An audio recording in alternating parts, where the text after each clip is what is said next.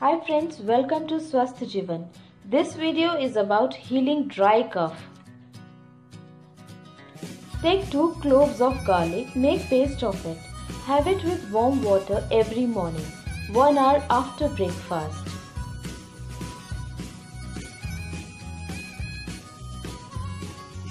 Take half teaspoon of turmeric, mix it with half spoon of honey and have it slowly every afternoon 1 hour after lunch.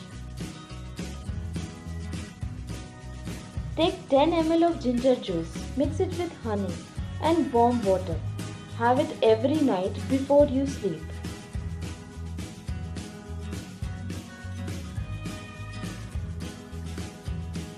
Gargle with warm salt water 3 times a day.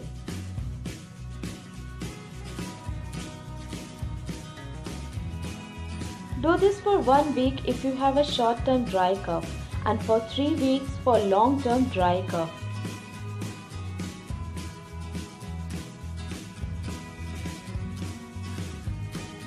Thanks for watching our videos. Do subscribe our YouTube channel for more videos.